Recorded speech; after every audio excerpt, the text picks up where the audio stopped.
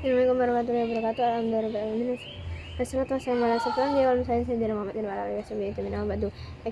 Yang terhormat kepada Abi Hanif dan Umidah selaku pengasuh Direktur Santri Supreme Raibah Nifida, dan saya hormati kepada Mr. Riman dan Mr. Selaku Kepala Madrasah MAM Tasawuf Raibah Nifida, dan terhormat kepada seluruh jajaran guru dan keluarga-keluarga saya yang ada di rumah selesai saya dan teman-teman saya yang selalu mendukung saya. Oke, perkenalkan nama saya Niswatul Jati.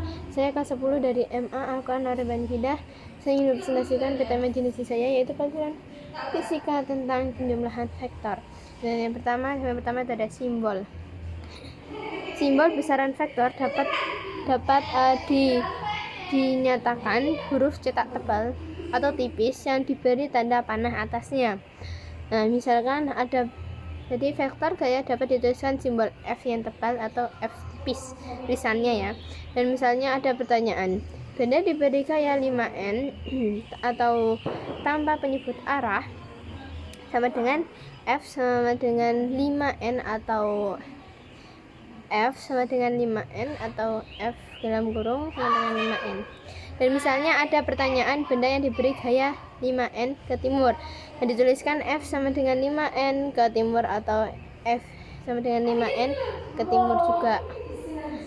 Dan yang kedua itu ada metode. Yang pertama itu ada metode grafis, yaitu penjumlahan vektor yang dibutuhkan alat ukur seperti alat ukur mistar dan busur derajat. Yang kedua ada metode poligon, yaitu tetapkan skala 1:1 yang gambar vektornya adalah F1 yang terlebih dahulu. Nah, yang ketiga itu ada metode jajaran genjang atau pangkal, yaitu melakukan gambar vektor F yang terlebih dahulu, setelah itu vektor F2, dan langkah 1 metode itu sama dengan metode poligon. Jadi metode jajaran genjang yang pertama itu sama seperti metode poligon yang pertama. Nah, metode analisis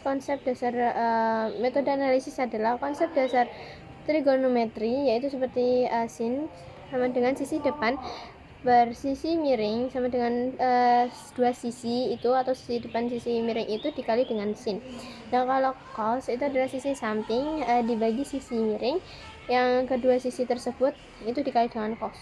Nah, segitiga siku itu ukuran sisinya itu dengan perbandingan 3:4/5, dan sin 37 sama dengan 3/5, sin 53 derajat sama dengan 415, kalau tan 37 derajat sama dengan 3/14, kalau tan 553 derajat itu adalah 4/3, kalau cos 37 derajat itu sama dengan 4/5, kalau cos 53 derajat itu adalah 315. Ini ada rumus kosinus digunakan untuk menentukan besar vektor resultan, dan rumus sinus itu untuk menghitung arah vektor resultan, dan rumus kosinus adalah VR sama dengan akar V1 V2 1 ditambah V2 per 2 ditambah 2 V dikali V2 kosa.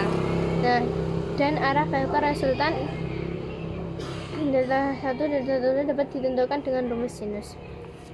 Dan ini ada rumus sinus adalah sin per 2V sama dengan sin 2 per V1 dan sin per 23. Rumusnya itu adalah VR per F2 per 1 ditambah V2 per 2 ditambah 2V1 dikali V2 kosa. Nah, oke, cukup saya dari saya. Apabila ada salah kata, saya maaf sebelumnya. Saya Wassalamualaikum warahmatullahi wabarakatuh.